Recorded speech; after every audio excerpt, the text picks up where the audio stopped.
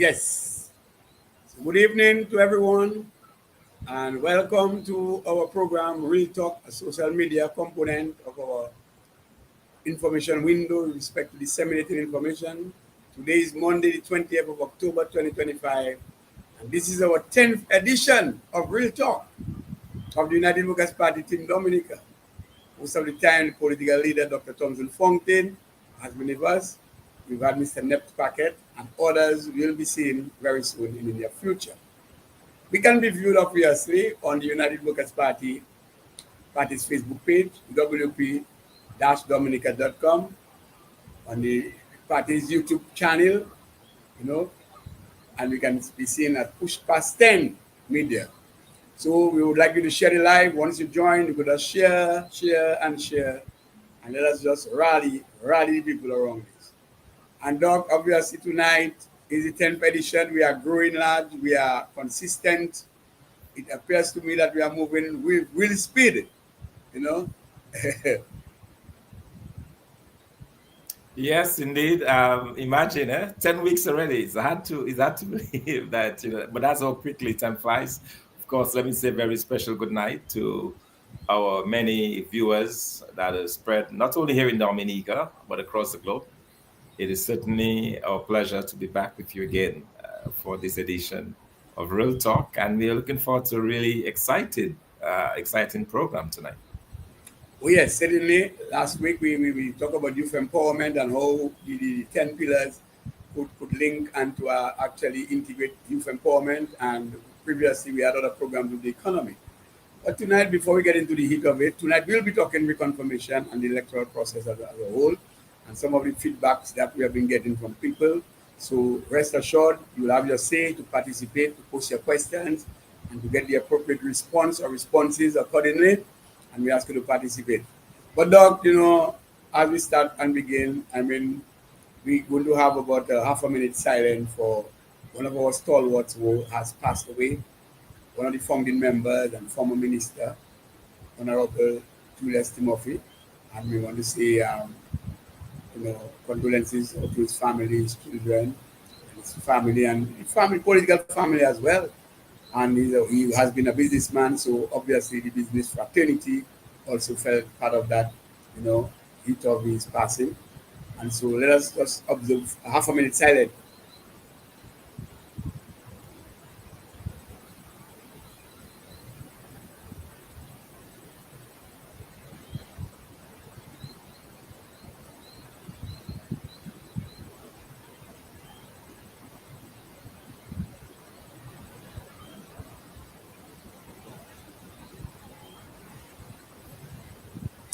Okay, yes. So here we are. Well, Doc, you were not there yet when the United Workers' Party, began its journey in 1988. I myself, I was, just winding up in high school. And, because it's amazing that, this United Workers' Party, a formidable team, even all now as we speak, a formidable team, came on the scene. And the first round I think it was in 1990, it took 6 seats, was unable to form the government. But the next time around, obviously, we took 11 seats and was able to form the government. And, that formidable team we had, Mr. Julius Timothy, Mr. James Edison James, political leader. I think Mr. Julius Timothy, deputy political leader. And at that time when the government was formed, he won the Rosenhof constituency. I think he won that 3 times, if I'm not mistaken. But given the background, he has been a stalwart founding member and also the former Minister of Finance. And in his time, he did very well. Doc, as political leader, we have seen this party has witnessed many political leaders. Now you are the last one. And I know, notwithstanding you had not met Mr. Julius Timothy, I'm sure you have had occasions where you had some interactions with him and you know of the work that he did. So what can you tell us? Oh, absolutely. Well, firstly is to extend my condolences, deep condolences on behalf of the United Workers' Party, Team Dominica, to Mr. Timothy's family and his friends. It's a very difficult time, of course, and a loss not only for his family, but also for Dominica. As you know, Mr. Timothy was very astute businessman. In fact, I remember years ago when I taught at the academy, I used his experience as a case study for my students to explain receivership and those kind of things many years ago. And so, because as you know, AC Shinifat was put into receivership, and that's how he got involved in it, and becoming a very young manager at the age of 25. For me personally, I actually knew Mr. Timothy many years ago. When I just left high school, I did a very short stint at the Dominica Distributors Limited, a very short stint, and he was very much a part of the organization along with Tom Laffor and Mr. Didier, and so that's where I first encountered him. But I've been able also to follow his career politically when he first joined the United Workers' Party and as Minister of Finance. In fact, it is quite interesting to note that right in the week, the Creole Festival week, that was actually his baby. He was one of the persons who thought up the idea, as you say, who dreamt up the idea of the World Creole Music Festival. And it was good to hear him today in a repeat program talking about how that whole thing came about and the vision that they had for it. It was something that was based on he said at the time they were actually in Barbados at the Crop Over Festival in Barbados. And they were thinking, well, that is probably something they could have in Dominica, an event outside of Carnival that could bring in the crowds, bring in people, and that would benefit Dominica. And he made a very important point, which I think goes to the heart of the person that he was and the vision that he also had for this country.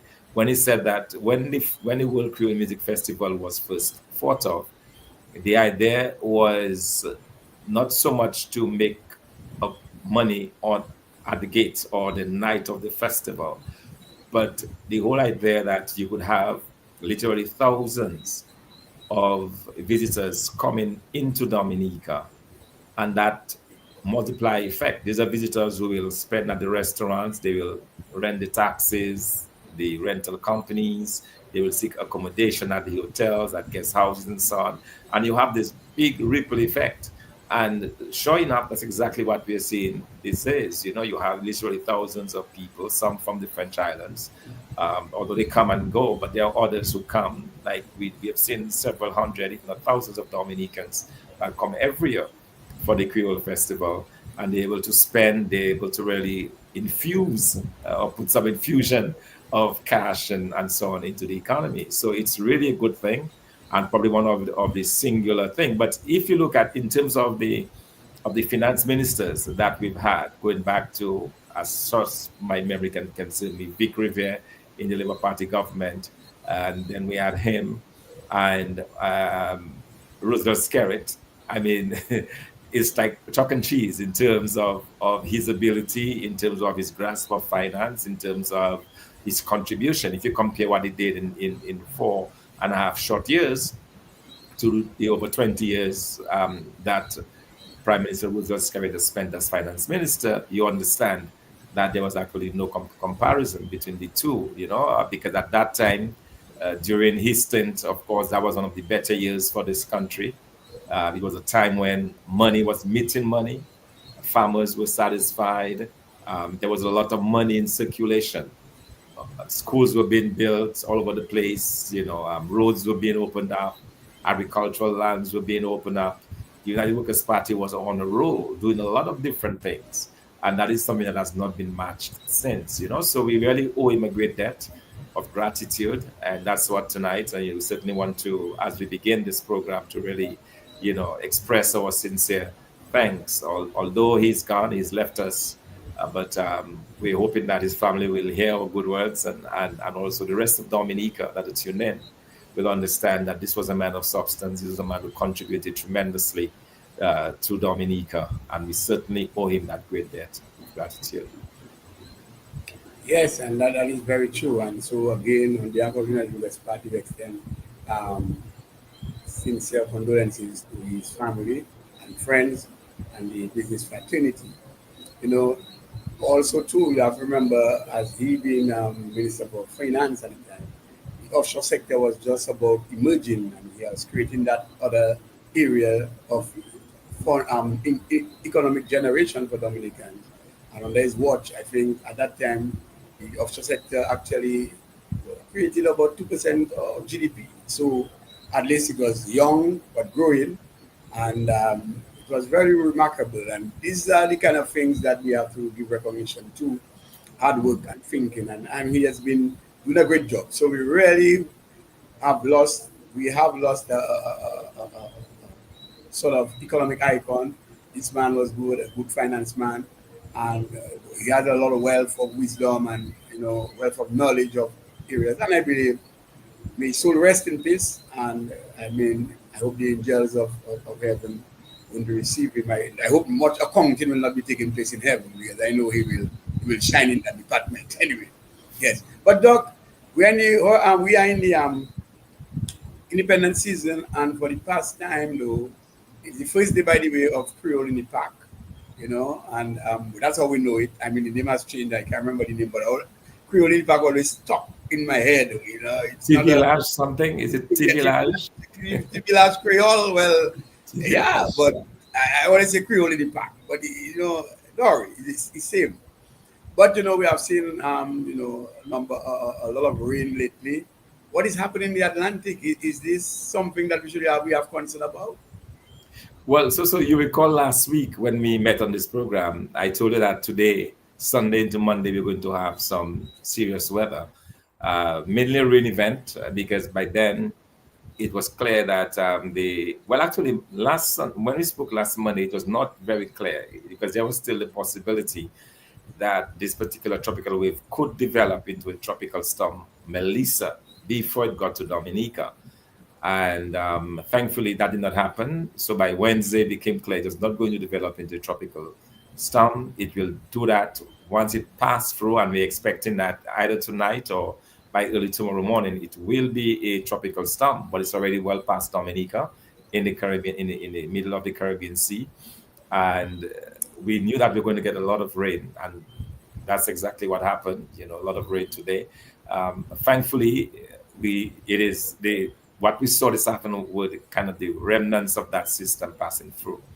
So there's an expectation that we'll have better weather. I'm not saying it will not rain again during this week, but at least the weather should not be as it was today. We expect to have some better days ahead, and especially as we have these 3 days left, of course, of the TB Lash Creole, and then the big event on the weekend. So we are hopeful that the weather will cooperate. There is nothing in terms of tropical weather that is on the horizon for us. As I said, there is still the weather developing, but it's gone past us, and so we are hopeful that we'll get relatively good weather going forward.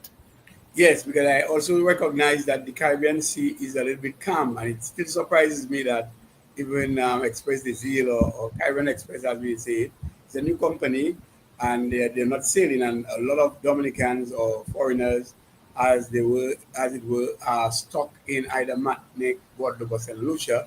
But I'm also hearing too from the grapevine that the company, the cruise company may have been asking, the ferry company may have asked government to do certain things they have not met, and probably that might be a cold strike on them as well. So I really don't know what is happening, because a lot of people are speculating that, look, I mean, yes, we've got the rain, but the Caribbean Sea wasn't that so rough that they could not have actually birth. So really, something is in the making, and the government must come clean with the people of Dominica, because what it is that they had to do, and that causing this ferry not to travel to Dominica right now. But I hope that the matter Wow. will be resolved. But I'm hearing, Doc, and don't rule that out. It is very suspicious the Caribbean Sea is calm.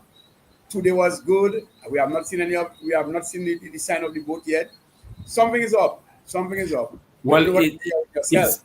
it's very interesting that you mentioned that, because we know that the government has been, if you like, they've done stuff in support of careers into Dominica, and more recently, they gave some undertakings to American Airlines, also to United Airlines, where effectively they're guaranteeing if there are any empty seats up to a certain level, up to a certain amount, that they would contribute. So the government of Dominica has been known to give literally hundreds of thousands of dollars to the airlines to guarantee that they keep coming.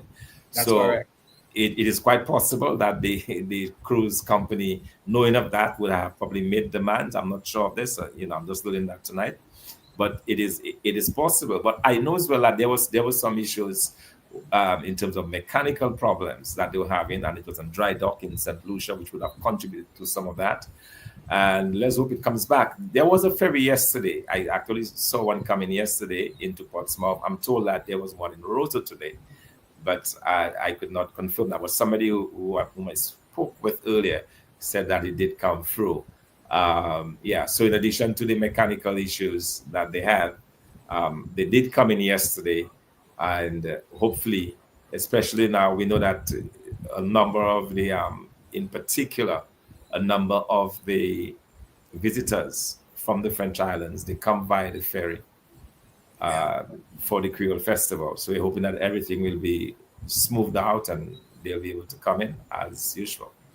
Yeah, certainly, we wish everything, we wish everything come to an agreement. I wish that the mechanical issue that has been expressed about, come about, they've solved this issue, and we need these people pouring into Dominica to bring the much needed revenue that we require. It's not that I'm happy about it, but to be honest, don't deny those news there. Something is up to, but I just hope that everything will be resolved and Dominica will get back its fair share of, this economic pie, especially during this time. And Doc, don't forget that this Creole Festival, notwithstanding the amount of boast the government is boasting that 25 in 25, they must remember that it was the United Workers Party who actually, initiated that this is a move. And today, although they are trying to mess it up, they're really not keeping the Creole aspect much of it. But it is good to feature our own local bands as well. But they must remember that this was an initiative of the United Workers Party, and people must know that. People must know that, and we can rejoice. It's Dominica's thing, but don't do as though it's yours, as though you get 25 years and it's yours. No, the United Workers Party. You sit for 25 years and do nothing, and when instead you boost up the whole thing, you're just making a mess out of it. The most you maybe have done is to just give free tickets and cannot give a report as to what the Creole Festival has generated at the end of the exercise. But all in all, wish the festival well, beginning on Friday, Saturday, and Sunday, 3 days of all sitting reading. We expect Dominicans to participate. We expect everyone to go in the park and support and patronize the local bars and support Dominica is our thing.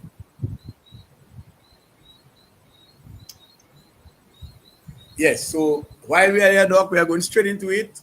Last week, as we said, we look at youth empowerment and we connect the 10 pillars, particularly youth empowerment, with how youth can participate in various aspects of the economy and how it is that the economic plan that we are proposing to Dominicans would help youth enhance themselves, to bring some value to them, and to bring much employment that is needed. Because the question is, and I know for a fact, and it is recorded, that youth experience over 50% unemployment in Dominica. But tonight, though, we are going to look at the reconfirmation process and the whole idea of our electoral system, because it appears to me that there are a number of issues surfacing, notwithstanding that the confirmation period has been open. And as you know, that would be a duration for 1 year, but there are a lot of teething issues going on, and it's of concern to many Dominicans. We get calls ourselves, Doc. You have been called by many. I have a lot of number of persons have called me. Other persons have called other persons, and for some of us who are actually in the business of assisting people to get registered, we have a lot of issues. At this point in time, Doc, as we go along, we will be revealing some of the issues that that have been surfacing, and some of the things that people have been experiencing with respect to new registration. What can you tell us with respect to what is going on right now? Because as you know, a week ago, last week for that matter, last Wednesday, I think, you had the opening of the reconfirmation process. What are you hearing? What is going on, Doc? Well, let me just begin by, expressing very deep concern and reservations about the process that is currently on the way. And why do I say that?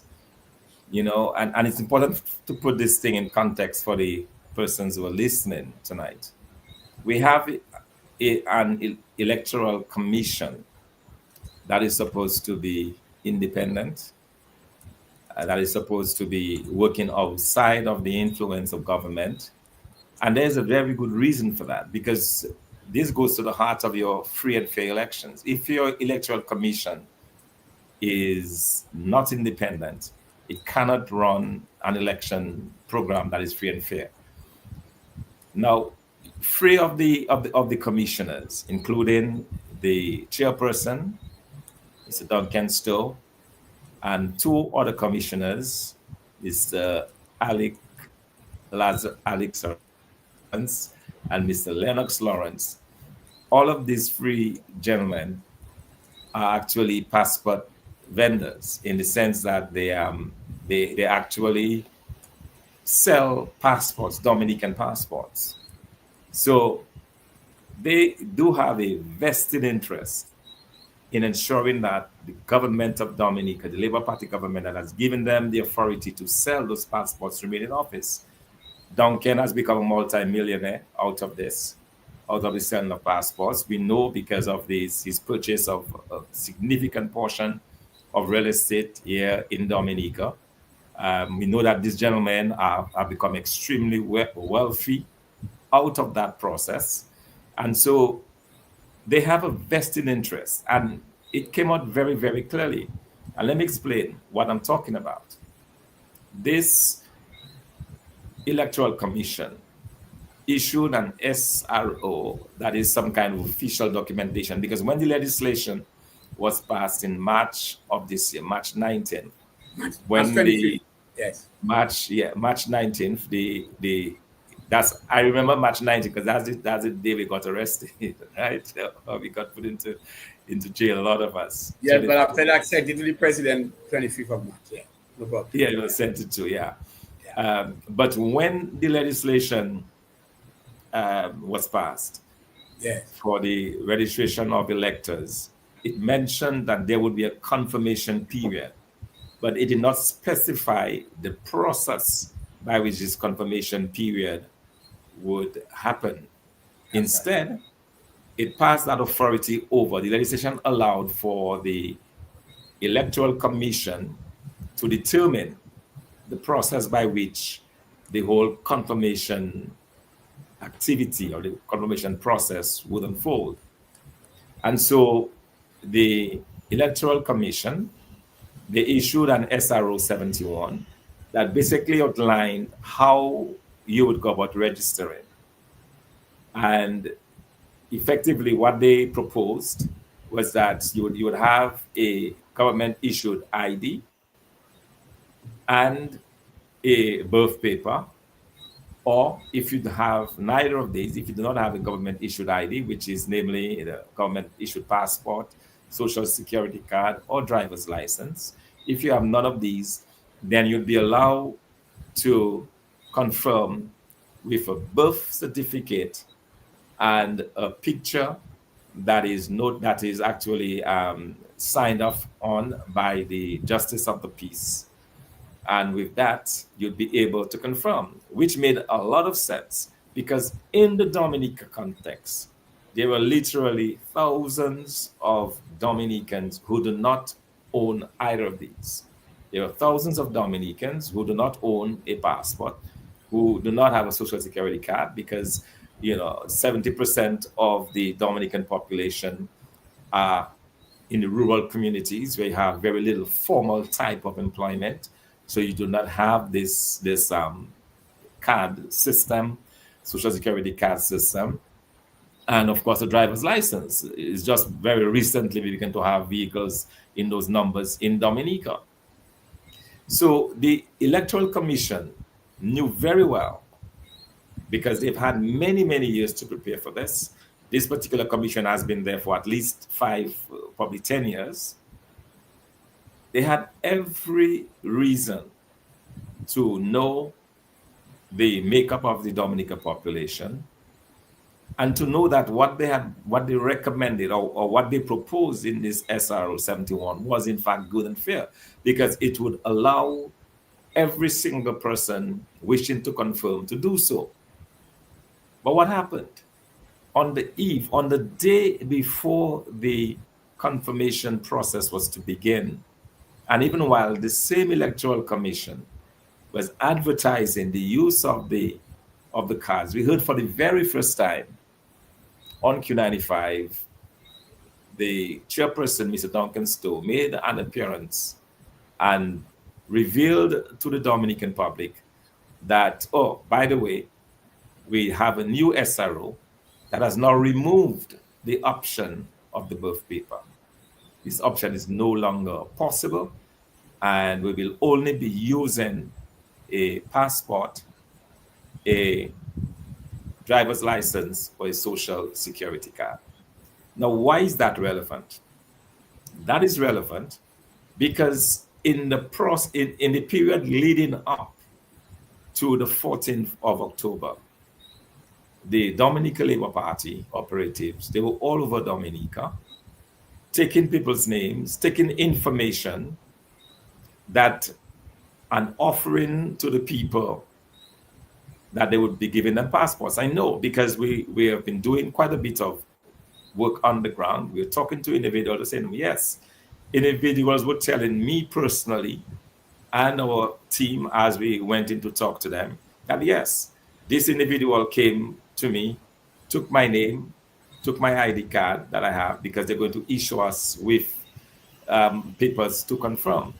So the Labour Party, they were doing that all along. And I was really puzzled because I'm saying to myself, but why is the Labour Party going around Dominica offering their supporters mainly, offering them passports when if you don't have a passport, you can use your birth paper?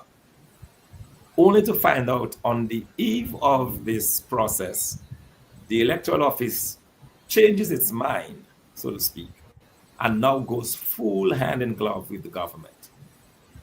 Okay, so that explains why the government knew all along that that was just a farce, that was just a, if you like, for those of us who know football, you kind of put in a fake, a head fake. You kind of pretend you're going to the left and the opponent moves to the left and then you move to the right. We had a perfect head fake by this electoral office, working hand in glove with this government. But look at the consequence of this. We now have literally thousands of Dominicans who are saying they want nothing to do with this confirmation process, that either A, they don't have a passport. Even if they have a passport, it has not been used. All right, and we'll talk about those nuances a little later on, because that's very, very, very important. But they're saying they simply do not have the energy. I mean, think of an 85-year-old person who has probably voted 7, 8, 9, 10 times in their lives. And at that stage in their life, they've been on that voters list all those years. They've been in Dominica. They faithfully voted. And now they have no interest in traveling overseas. They're just enjoying their final years in this nature isle of ours. And they're told that they have to go find a passport. Because obviously they cannot find a driver's license. They cannot find a social security card. They'll have to find a passport. And guess what? You have to pay $150 to get this passport. So a number of persons, and that is not very encouraging, and the Electoral Commission needs to know this. A number of persons are saying that they will not do the confirmation process. Of course, we are encouraging every single person to do it, because we believe as we keep reminding everyone, if you do not confirm, then you will not be able to vote. And we need your votes. And the easiest and the best way to remove this government is by ensuring that you confirm and that you vote them out. And that is what we're encouraging. But it is a real problem. It is a real concern. And I would say, even as we begin this conversation, that this particular commission is certainly not independent. And on the strength of what has happened with this confirmation process, I believe that this is enough to call for the resignation of the chairman of the Electoral Commission. And I hope that he does resign and allow the leeway. It is okay for the government appointed commissioners to go to bat for the government. That's what they're supposed to do. but the chairperson is supposed to be independent of government influence by virtue of him being a passport peddler, a passport seller, by virtue of him amassing literally millions of dollars for the sale of Dominican passports. He is disqualified to be the chairman of the National Electoral Commission. And so we will be demanding the resignation of this particular chairperson on the basis of this debacle. Because that's what he's created. He's created a mess. He's created a situation where instead of encouraging persons to confirm, instead of encouraging persons to be a part of the process, thousands of Dominicans stand to be disenchanted by a political process that has gone wrong. And we are saying that this is enough grounds for the resignation. That's what we're calling for, the resignation of the chairperson of the Electoral Commission. He needs to make way for an independent individual who has the real interests of the Dominican populace at heart. This is not good for democracy in Dominica. This is not good for the long and serious fight that some of us have paid a personal price for. We for our freedom tied up in courts. You know, you have persons appearing before the courts, they have their passports taken away, their ability to travel and all of that. Persons have sacrificed in the interest of electoral reform in this country. And at the end of the day, we have a commissioner behaving in this manner. And the excuse that he gives is that, oh, to prevent fraud. Well, these birth certificates are being issued by the government of Dominica, and they form the basis of a passport. You cannot have a passport in Dominica without a birth certificate. So if the birth certificate is subject to fraud, then so too is a passport process, because you need the birth certificate to get a passport. That idea that after over, how many years we've had voting in Dominica, over 50 years of persons been voted for in office, where the birth paper has been used and there has not been a single concern. There has not been a single case brought against any fraudulent use of the birth paper to register as an elector. And all of a sudden, there is a problem. There may be fraud with the birth paper. And also it makes absolutely no sense that you're saying you bring along a government ID and you still need somebody to verify that you are the person on this government ID. This is ridiculous. Complete waste of time, complete waste of effort, and it does not further the whole process of democracy in Dominica. And we are deeply, deeply concerned about the current focus. We are deeply concerned. We are having a lot of complaints already about the process itself, which we'll talk about. But I wanted to put this very squarely on the table, that we're not happy with this particular commissioner. We're not happy with them changing on the eve of a process. After having a process that everybody agreed was good and fair, on the eve to change it simply to suit the government of Dominica that had already, because they claim to have deep pockets, they claim to have the largesse of the passports, can employ individuals in every constituency. They can go to people's homes, get the information, and offer to get them passports.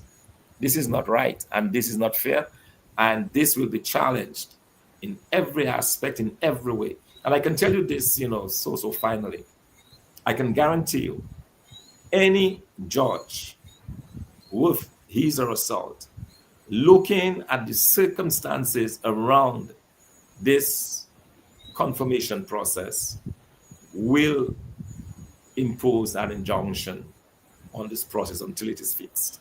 It has to, because as it is in its current form, it should not stand. Yes, and you're correct, because this is a total hijack of the system, yeah? And there's no doubt about it. This statutory rule and order by the chairman of the Electoral Commission has shocked the world, has shocked Dominicans all over the world, has shocked leaders all over the world, and they can't understand that. You should have made everything easier. One of the most fundamental pillars of our democracy is voting, is elections. And for you to tell me you are actually, before you start, you already begun to disenfranchise local Dominicans, and that is the way you want to conduct yourself and say you want better for everybody. While we're on this doc, and I mean everybody now is up in arms with that, and we are very disappointed. Something that is very critical as well, and these guys are not trying to make it easier for Dominicans. They are really trying to disenfranchise certain people because they look like they study the system, and because they have the state resources in their back pocket, they can do whatever they want. They want to put somebody in bad light, but they only put You see, themselves in and bad. so we have to be careful, and it's very important for people to understand that this thing was well orchestrated because the Well. legislation, Yes, the Electors Act, should have clearly stated what process by which you should register, that's correct. because what by which you should confirm, because that same legislation details what has to be done. It did not leave it up to the SRO, but again, it shows you that these individuals have been plotting. They have been Yes. plotting. How are we going to try to win? Because the prime minister understands that he's losing favor with the Dominican public. Oh, he's He gone. also understands fully that when this list is cleansed, there's absolutely no way he's going to win another election in this country. So they have been plotting. They've come together, obviously, and say how we can disenfranchise and how we can do it. And I'll tell you what the plan is. What it appears to me now that they will do, they're thinking that they're probably succeeding because people are saying their first instinct is not to register or not to confirm, which means they'll be struck off the list. In the meantime, using the largest, this government goes around, gets passports for all of its supporters, and then as soon as the process ends in September, you call an election, and the list that goes forward will be lopsided because it will have basically all of the supporters of government who have new passports in hand now able to vote, and then the rest of us, the rest of those who either cannot do this. I mean, think about this: an 85-year-old granny in Paybush has to leave her home to go to town to get a passport so that she could vote in an election that she has voted in over all of her life. I mean, let's be real. This should not stand. This should not stand, and we are demanding the reinstatement of the use of the birth certificate as a Yes. foolproof way of ensuring that everyone gets in. Everyone who deserves to be on that list remains on that list. Yes, and we are very serious about that. Electoral Commission, Electoral Commission, Electoral Commission.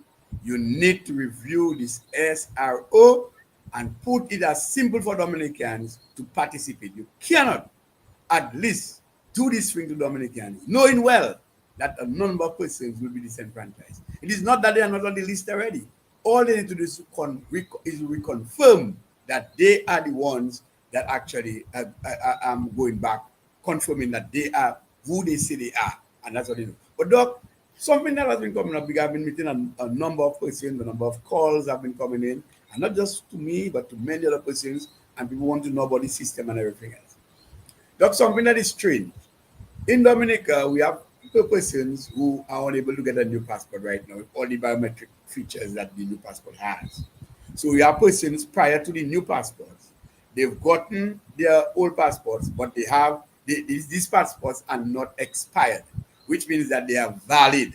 In fact, 3 persons who spoke to me today said that they went to reconfirm with their passports, right? The old passports.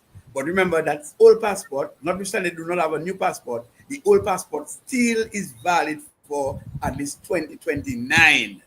And they were rejected and they were told they cannot register with this. I know for sure, Doc, and you're going to comment, that the government had made a statement saying that probably you cannot travel with it. Fair enough. But this is a domestic issue. That's our internal affairs. How then you telling me a Dominican with an old passport, notwithstanding this passport is not expired, he or she cannot register? These people are mean. These people are seriously attacking people. And you know what is happening? The people told me, that when they came, the kind of look those people giving them, as though they're feeling they're not going to vote the government and they're just trying to give them a hard time. Electoral Commission. This is unfair. This can be reviewed. You cannot tell me someone has a valid passport in his or her hands, notwithstanding that passport is an old passport, but still has validity and they cannot register with that. Doc, what is your take on this? You know, this whole process, I tell you, it stinks to the high heavens. You have the enrollment officers, the large, the overwhelming majority of enrollment officers, Labour Party operatives.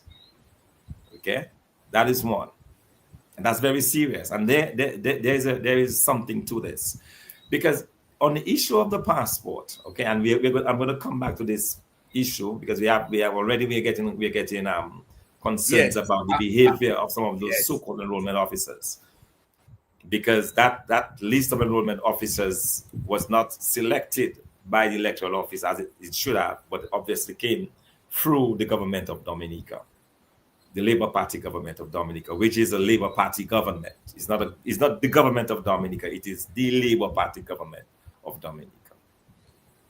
And you have individuals who have a perfectly well issued passport.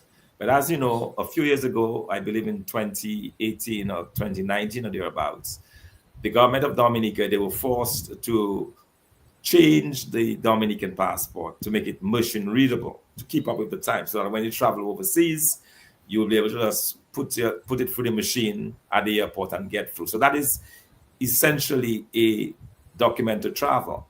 There are many persons who have not gone for this new passport simply because they have not had occasion to travel and they have no interest. Some of them have no interest in traveling, others have simply not done it. Some of them because of the costs as well. They simply say, why should I spend $150 on a document I don't really need to travel with? So they have not done it. They have been able to use that same passport when they go to MoneyGram or to the banks and so on. They accept it as a government issued ID domestically, which makes sense. And now these same individuals are going to the confirmation booths and are being told that they cannot use those government issued IDs. This is complete madness, and that is something that the electoral office needs to look into. So we are preparing a laundry list of concerns, complaints, issues that we have in just 1 week of confirmation that the electoral office must deal with, the electoral officers must deal with, because these are serious issues. These are issues that I believe should get the site should be taken to the courts as well, because that seems to be the only way we can get some, barring some revolution, that's the only way we can get some kind of redress is through the courts. And so we have to do what we must to ensure that the foundation of our democracy is not tarnished by a few greedy men whose only intent is to maintain the largesse of the passports, while thousands of Dominicans are damned to poverty, thousands of Dominicans are damned to hell by the behavior of this government. And now that it does appear as if finally the redemption of the people and you have this behavior on the part of a few greedy, I repeat it, a few greedy men who have found a way to wealth unimaginable through the sale of our Dominican passports. And now they're using their high office to literally put their feet on the necks of the Dominican public. And we're saying that should not be allowed to fly. That should not be allowed to fly. It is not going to stand, and we know that. But, Doc, when the new legislation of Electors Act was passed in March, it also said in Section 17, Section 317, there shall be continuous registration of persons qualified under the Act, right? Under the Act, which means that we respect, and remember, we're not going to confuse the process. You have new registration and you have reconfirmation, which means that most of what existed in the old legislation for new registration is actually carried over to the new legislation. So there are many changes as such. But what is happening as now, the law stipulates that there should be continuous registration, which means that persons who have attained the age of 18 or persons who have not registered to vote and they so wish to do so can get registered. But you know what has happened? The electoral office and the assistant registered officers were instructed to put a halt on that. Right away, they are violating the very existing Registration of Electors Act, whereby persons who have attained the age of 18 and want to register to vote as new voters cannot do so, and persons who now feel that this government should be out of on their backs and ready to vote for the first time cannot register and cannot be registered. And all we are hearing is that they have a new form to get and they have a new app they want to put in. But Doc, all of us know if you're having a new management information system, what you have to continue to use your old system, install a new system, and as your new system is getting, Okuwa, the people are getting Okuwa with it, and they are getting more efficient in the use of it, then you let go the old one. You cannot stop new registration right now to say that you're waiting for a new form or waiting for an app to work. How have we reached in Dominica? What is the situation going on at the electoral office? What is really going on, Doc? So on both ends, new registration plus reconfirmation, these both aspects or these components of the Registration of Electors Act, these both components have issues. Where do we go from there? Now, I'm allowed to speculate. I'm allowed to speculate because I'm angry. I'm not happy for this electoral office is doing to try to stifle democracy in Dominica when they're supposed to be independent. They're not. And I think I'm allowed to speculate there and to say that by not allowing by stopping, as it were, the registration of new voters, that all that is part of the plan. You see, because they cannot be allowing registration, which is enshrined in the act. You cannot allow registration of voters using birth certificates and someone who is confirmed who was already on the list. Now saying you can't use a birth certificate. So that's where they're stuck. So it seems to me, I could be wrong, but I'm speculating. It seems to me the reason why they've stopped this new registration is simply because to register as a new for the very first time, the requirement is still your birth certificate. So how it is that the confirmation process has a higher level, a higher threshold than the registration that gets you on the list in the first place. Because remember, confirmation is simply saying keeping you on the list. You've already done the registration, you're on the list. To register, you use a birth certificate. That's correct. To register. That is acceptable. On that basis, you're a bona fide voter. Right. Now you're saying for me to stay on the list, I cannot use that same birth certificate that I used to get me on the list. I only need a passport. So what is happening there, it seems to me, this idea that they're changing forms and so on is another part of the complete and total non-independence of this electoral office, working hand in glove with the government of Dominica, the Labour Party government of Dominica. And I explained to Dominicans why that is the case, what the plan is. The plan and the hope is that more of the supporters get confirmed. Okay, they can no longer rely on this influx of overseas Dominicans after the confirmation process, but more locally, more of the supporters, because the thousands of the supporters who cannot afford to get passports, they will provide those passports. Then within a couple of days of that process ended, you have a new voters list. That's the list that goes to election, and they win the election. You know, I mean, this idea that the Labour Party, I mean, it's beyond pathetic, you know. This is cause for serious action. And I honestly hope that when the opposition calls upon the people of Dominica to stand up on this issue, that they stand up. You know, when we called Dominicans out to protest the legislation on March 19th, not enough Dominicans showed up because we trusted this government. We stayed home. Okay. We will be calling Dominicans out again. This is a Yes. fight for our future. This is a fight for the future of Dominica.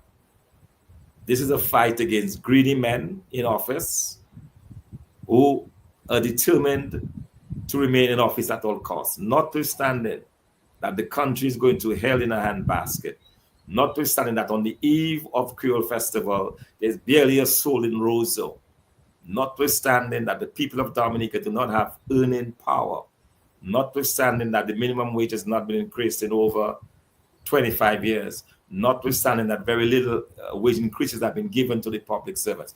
All of those ills that can be counted against this government, yet they're determined to remain in office, realizing that the majority of Dominica, including their own supporters, are now saying that enough is enough.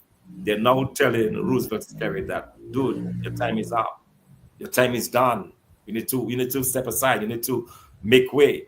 Now that we are seeing this, they're plotting, they're scheming, and we should not allow this to stand. We should not allow this to stand, Dominica. And I honestly hope that this time, when Dominicans are called, that they will come out in their numbers. You know, yes, certainly. Notwithstanding this tactic that they've done to silence people, they arrested 25 of us through peaceful protests, dragging us before the courts. You know, huge bills that has to be paid to the lawyers and so on. That's okay. We are prepared to go through this if at the end of the day we can guarantee that this country is freed of this Labour Party government, that this country is no longer subservient or is no longer bowed to this Dominica Labour Party, because they continue to destroy this country. They continue to destroy the lives and the livelihoods of thousands of Dominicans. Our young people are running away every single day. They cannot stay in Dominica. Imagine persons who did not leave Dominica in their youth, who stayed to build Dominica, now that they're retired, they're not staying in Dominica. They're not staying in Dominica. An increasing number of retirees are regrettably leaving Dominica. Well, they can no longer for healthcare, but for healthcare for sure. They're running away. A lot of them for healthcare, but the simply saying they cannot take it here in Dominica. No. And they're moving out. Right. That is the state and the stage to which this Labour Party government has brought this country to its knees. And when people are rightly saying enough is enough, after 25 years, we've had enough, we need a change. We need people who will work in the best interest of the country. We need people who will not be in office to fill their pockets with the sale of passports money, who will not be giving their friends to build hotels in their names and so on. When the people of Dominica eyes have finally been opened, you have a government plotting and scheming with a National Electoral Commission that is bent on mischief and that is governed by passport peddlers. This is wrong, and this has to change. Very soon, I'll be asking the questions from the chat soon. But I'm getting out to WhatsApp from a young person. Said, hi, so good night, good program. Tell Dr. Thompson Fontaine we are receiving the passports for you. But as soon as we vote them out, we know we're going to vote the United Workers' Party, but we may leave Dominica. But we are getting the passport from them, but it's to leave Dominica, because these guys are just a waste of time, and they are using state money to do all what they want to do, but not creating the enabling environment for young people to be employed. So that is one. But Doc, before I start reading some of the comments by our viewers there, let me say too that this thing has been calculated all along, because you remember the last chief elections officer, there was an age range. And, they say, well, you cannot be, 55 years, stop mark, and so on and so. But here's the joke. They knew that reconfirmation thing was coming on. You're taking a new person and you put in there someone who has to get trained, someone who has to be who has to familiarize herself with what is going on. And remember even a period for transition from the old to the new for you to establish, and they just corrupt the whole thing so that they will be buying time. So this thing has been calculated, you know.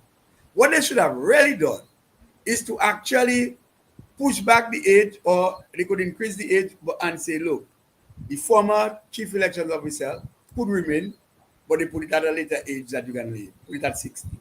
It is easy, and things would have been going through because I think the guy has a law degree. He knows the law. He's familiar with the law. He's familiar with the system. You put in a new person there, and what we have is excuse upon excuses upon excuse because the new person has to familiarize themselves. But notwithstanding, people are saying we will take this passport because some of us really need the passport to leave. But it's so sad though that some of them who want to run, I urge them not to run because you have a plan to restore Dominica's economic future and prosperity with this 10-pillar plan and shared prosperity for them. So I'm urging them to not run. They have to stay and build Dominica and participate and to enjoy some of what is to come. But Doc, someone is asking, can a registering officer stand witness for a confirming voter? Absolutely no, absolutely not. That is a conflict. It's not supposed to happen. But No, I'm that not should not. surprised if this is happening. It should not happen. It should not happen. No, because the registering officer, the enrollment officer, supposed to be an independent person. Already we have issues that this, and I will tell you, we're not just talking because we don't know what we're talking about. Let people don't understand what's going on. So we receive a complaint from the Tibo constituency, or the Vekas constituency, which is the Prime Minister's constituency. And in the village of Tibo, the confirmation process is taking place in what all of people in Tibo know as the Red Clinic. Okay? So you have a building that up to this point was being used as a Labour Party headquarters. The individual who was staffing this office as the secretary is now the enrollment officer, and they are using the same office to think voters to do the enrollment. Yes. And a number of our supporters are saying they will have nothing to do with any. They're not going into that building period. So we already have an issue there. Okay, our supporters are not willing to go into a building because of everything that's been going on, in particular in the Penville, Vekas, Tibo area. I'm not going to detail. All of Dominicans who've been looking at the news knows exactly what I'm talking about. So there is a great deal of concern on the part of our supporters. So I personally called the electoral office to make this complaint. And we're going to be following up with a written complaint. I called verbally to express my concerns about this, what I'm hearing from our supporters, and their unwillingness to go into a Labour Party place, so to speak, to enroll. Why it is that this electoral office is not finding a neutral, and it goes back to the appointment of this chief elections officer. Because as we said, Mr. Ian Anthony, by all accounts, was a consummate professional. He saw neither red, nor blue, nor green. He did his work as a professional, highly commended by all of the commissioners of the commission. And instead, what did the government do? They set him aside to put in a known political operative and supporter as their chief elections officer. And now we have all of this madness that is going on in the Electoral Commission with the appointment of labor rights and very strong labor rights to be enrollment officers. This is wrong. This is wrong, and we'll continue to fight this. But what I'm saying this to let you know that all of this thing is not by accident. It is planned. It is planned because they somehow believe that they can come out of this process with an advantage over the United Workers' Party. But it's not going to happen. Well, they lie. And Doc, even at the centers too, some of the confirmation centers, we are hearing too, besides the enrollment officers who have to do their work, there are agents of Labour Party people sit down there with pen, and information has been transferred to them from what they collected from the rural officers so that they can contact people. What mess is going on in that? What is happening? But that too will end. But somebody's asking, I So have a so question. we just need to continue Yes, to continue to make sure that we detail that type of information, that we take the evidence, we get pictures, we get video, we have to, and then we take it to the courts. Because like I said, I cannot imagine any judge worth his salt or her salt seeing that kind of evidence would allow that process to continue as it is. that's nonsense. And one guy saying, I have a Dutch birth certificate, and I have here that he has a Dutch birth certificate, and I have been voting in Dominica for the past 15 years. Would it be possible for me to get reconfirmed? Well, sorry, sir, no. Right now, birth certificate is out of the window. You cannot get. You just cannot get reconfirmed with that. With this, well, already Ja Faswa has actually given him the answer. But somebody else earlier on, though, I saw something there. So while you look for this, I also wanted to comment on the question of the social security card, because a number of persons were assuming that the social security card would be a cheaper option Right.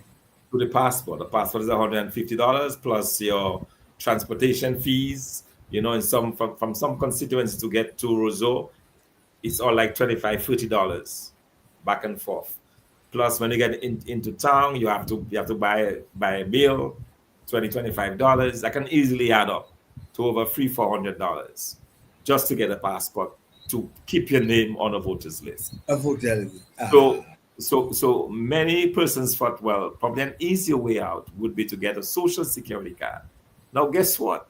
They're going into the social security office only to be told that if they had stopped paying at some point, for example, they've registered as self-employed previously and they had not contributed to get their social security card renewed, they have to pay the amount that they owe in. So one individual brought to me Yes. a bill from the social security that says you have to pay if you need your social security card to be updated. You have to pay what you owe You have them. to pay, in that case, over $1,000. Oh my God. That's the only way you're gonna get the social security card updated, because you cannot use an expired card. You need to update it. So the social security now, uh, by the way, that's another topic of discussion that we must discuss about. That has been increasing the retirement age because the government of Dominica is not creating enough jobs. The private sector is shrinking. So the pool of monies available to the social security is shrinking. And so they have been increasing the retirement age every year by so much. The contribution rates have been going up for those who are paying. Those burdens obviously cannot continue forever. So they're saying, hey, there may be an opportunity now to make some money because people are going to be coming to renew their social security card. They're saying, hey, not so fast. Before you renew, you need to pay.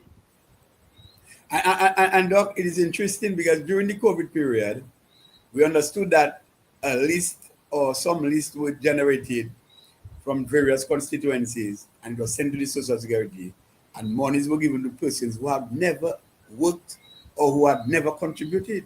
So here it is that some persons who have been registered as self-employed and used to pay, and because they have an outstanding amount for the Social Security, they cannot renew their card.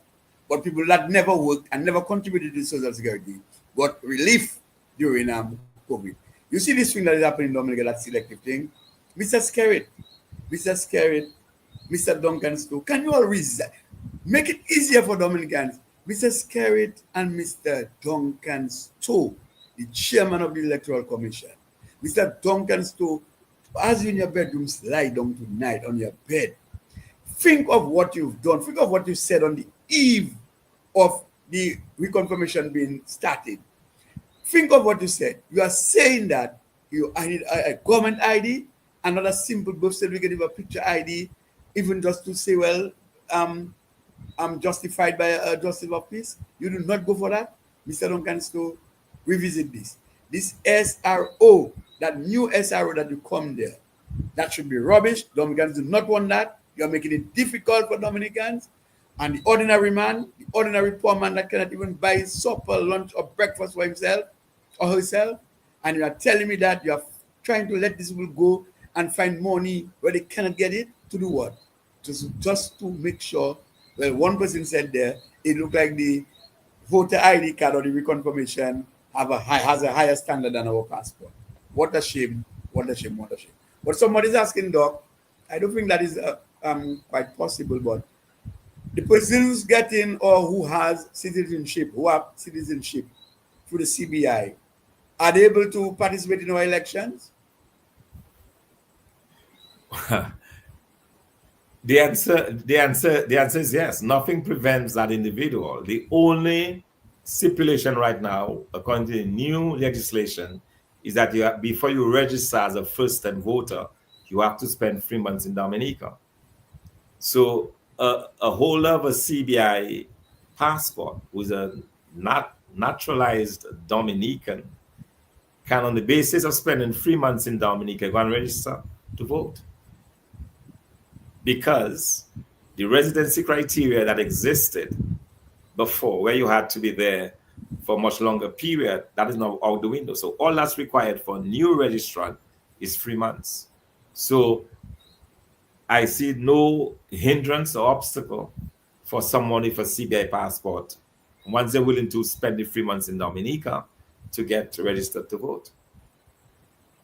And somebody saying the opposition forces should come together to fight that SRO in court. That's a possible avenue. And somebody saying there, we need to flood the office with phone calls. We have to let them feel the power of the people. That is the case. And Dominican, let me just say to you that you always accuse us of talking. Someone again in the viewer section, they accuse us of reacting. We must react when things don't go good. We must react. But also, too, you have to recognize that we have been proactive. We have been educating people. We have been telling people about what is required all along. People were primed, people were ready. People were getting their information at the constituency level. And just on the eve before they started the reconfirmation process, the chairman of the Electoral Commission just turned the table and put people in a disadvantaged situation. That is bad, but we'll continue. But let rest assured, Dominicans, that you will be called out at some point. We have to exhaust every possible avenue to see this can be resolved. Mr. Duncan Stowe, chairman of the Electoral Commission, this matter can be resolved quite easily. There's no need to disenfranchise anyone. It reminds me before I read a book, Running for Freedom. And in that book, the Republicans, because they didn't have advantage while they were in government, they actually put a test. People have to see the test before they contest elections. That was years ago. Knowing that you have a lot of illiterate people, how they would have passed that test to participate in elections? So that's where they go in. These guys must have read this book and now turning it on the people with an ID, with a passport or government ID. They know that some people cannot get you. Just make the example. An elderly lady or elderly man at 85 relaxing. Where you going with a passport? You cannot get a Not only that, so it also discriminates against the disabled persons. Of course. Someone who is disabled, who are not able to leave their home, and in which the legislation would have allowed the enrollment officer to come to their homes to enroll them. That's right. Now, if this person does not have a passport, how are they gonna get enrolled? They may not need a passport because they might figure because of their physical disability, they have no need to go anywhere. They don't need a passport.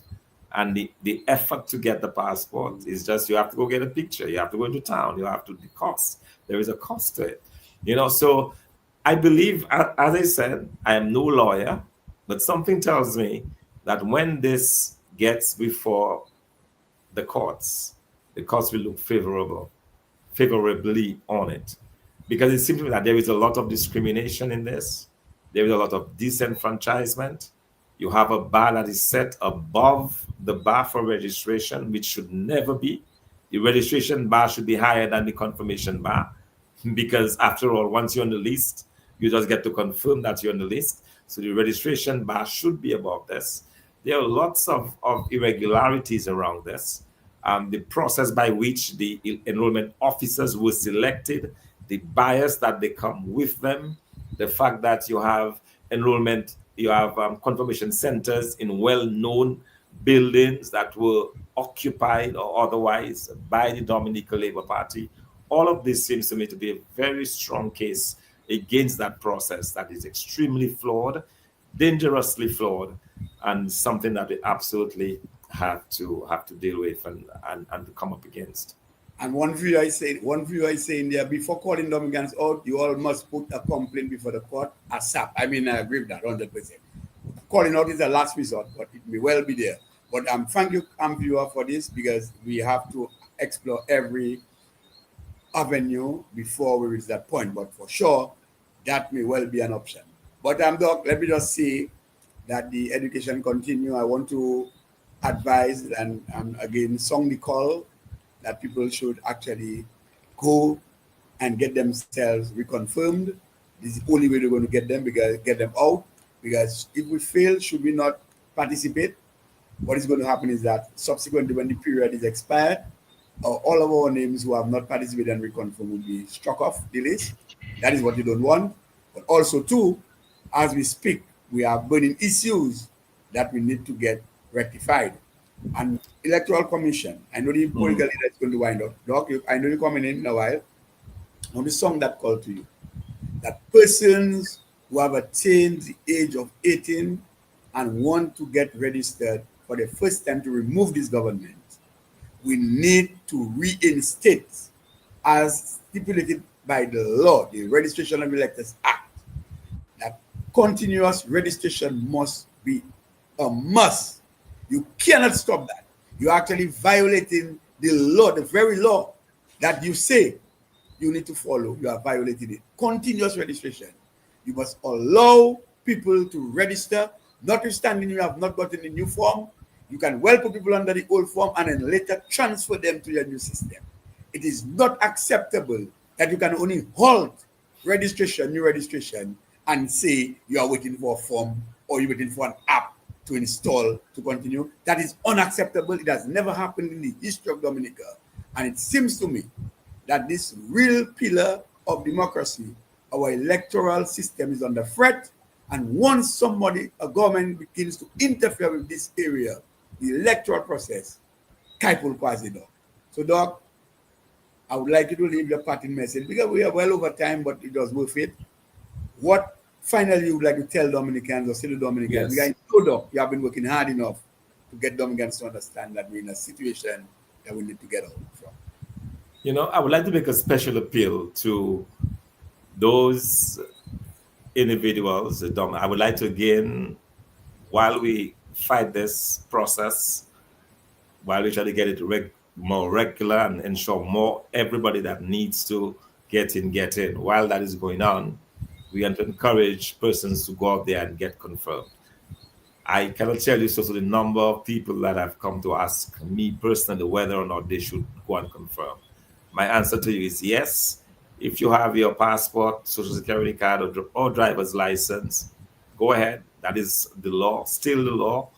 Go ahead and get confirmed. But let me add this, very, very importantly. Make sure when you go in there to confirm, the person that you're taking as a witness, if, for example, you might be short-sighted, or if, for example, you can't read too quickly, you can read a computer screen, bring someone who is capable of doing that on your behalf and ensure that you see every single syllable, every single letter that has been typed by these individuals into this computer. You have a right to see what information they're putting into the computer on your behalf. So make sure you see that. And I'm saying this because of a very disturbing report that we received as to what happened in one of those confirmation centers. So make sure. We cannot trust this government. We should not trust this government. We are going along with the process because it is the law of the land. But make sure that you get to see what has been typed into this computer on your behalf and with your information. That's all I will say for now. That is something I'm encouraging you to do. And if you're not able to do it yourself, make sure your witness that you have with you can do that on your behalf so that you can verify the information that has been typed into. Okay, we have received some very disturbing reports. I've been lodging a formal complaint, as we said, to the electoral office. Okay, I don't want to alarm anyone, but just to say, just to be on the safe side, that is something that everybody can do, and it should not be denied. If you're denied that the ability to see what is going into the computer, please let us know. Okay, but we need to make sure that you're able to do this without being frustrated or without getting that option to Yes. do so. All So right, there are let's some go, other there are the conventional comments. I will take them before we just wind down. please. We fully Yes. continue. Yeah, you have persons working in Labour Party campaign office at the reconfirmation office and and they are privy to people's information. That is wrong. And we have our own Dr. McDonald Thomas who says, you know, if the government is putting this burden of confirmation on the voters, then it should also have made provisions for voters to obtain IDs at no cost to them. That should have been considered and funded by the government, not the persons who are already on the voters list and have been voting. You know, so people have concerns, and everybody is saying that we have to do it. So for Rosso, this reconfirmation is benefit for Labour Party, not the opposition. Well, I agree with you, but that has to stop. We cannot just stop at it. We have to continue to advocate on the people's behalf because some persons I don't know, and Dominicans, you are giving us too much headache. You need to support the call when you are called. You see, failure to participate will let the government think as though they are untouchable. So we are appealing to Dominicans all over Dominica that when you are called out, you must show your face in the place and let us send one big message to this government. Enough is enough. So, Doc, let me thank you for your time. I know you have been very busy on the ground and you have been getting a lot of messages. That is why you are so well informed about what is happening and you are able to share with us. We want to thank you for your time. Thank you for all what you have been doing. And so, Doc, rest assured, the good Lord will reward you and the United Workers' Party going forward to lead this country and remove this country from this economic morass. Because I will tell you, what is going on here is self-preservation. Man taking state money, doing what they want, cannot account for it. And the only way they believe that they are justified and can be free is to have themselves stay in office by using that same state resources. Is that unfair, Doc, or is that fair? Man, very much unfair. It's just you feel that what really gets me most is the fact that you have a few individuals who are not really concerned about national development. We're not really keen on developing people. We're not really keen on keeping our young people in Dominica to help develop this beautiful island of ours. But individuals who are simply greedy, who are almost drunk on wealth and greed, and who will do everything to maintain that level of greed and that level of wealth. And at the end of the day, we get the short end of the stick in Dominica. I mean, so you're think of the number of persons that on a daily basis appeal to you for support, for help. Ah, Just good talk. today, right there in town, I had an individual come and said and told me that this morning, she had to send her two kids to school without breakfast. And she's hoping that if she gets something today, she can buy a little Kool-Aid and a bread. So when they come, they can have some lunch. Oh my God, heart wrenching. Okay. And that is happening today as we speak. This is the country we're living in, where the vast majority of Dominicans are below the poverty line, cannot afford to give their children a good meal to go to school. That is where we are in Dominica. And you have a few individuals creaming off the top, making hundreds and millions of dollars off of the sale of passports. And they're in a critical institution as a National Electoral Commission ensuring that they maintain this government in office. The people of Dominica, they need to open their eyes to this reality. They have to decide, do they want to condemn themselves to a life of poverty and hell while these individuals are living well on the sale of Dominican passports? That's a decision we have to make. And so I hope again, when Dominicans are called, they will come, they will step forward with eyes truly wide open. Yes, Good that's a night, nice way to Dominic. bring on the curtain. That's a nice way to bring on the curtain on this program, but I will end with this individual comment. How much more will Dominicans take? Any other place this nonsense was happening, the government would have been shaking in a corner. I absolutely believe this is correct. Let me just say good night to everyone. Thank you for participating. We valued your participation very much, and we want you to join us next Monday. We know in a real talk. And so we want to thank everyone for participating. We just know one day, all this will end.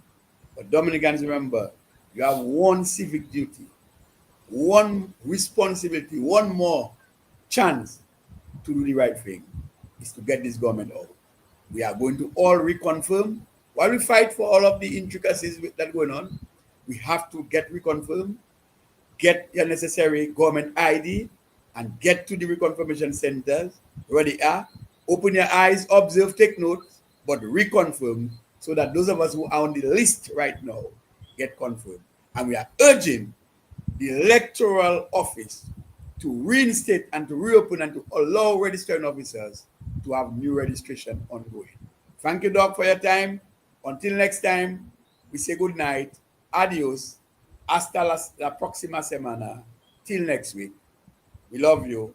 Have a good night. God bless. God bless.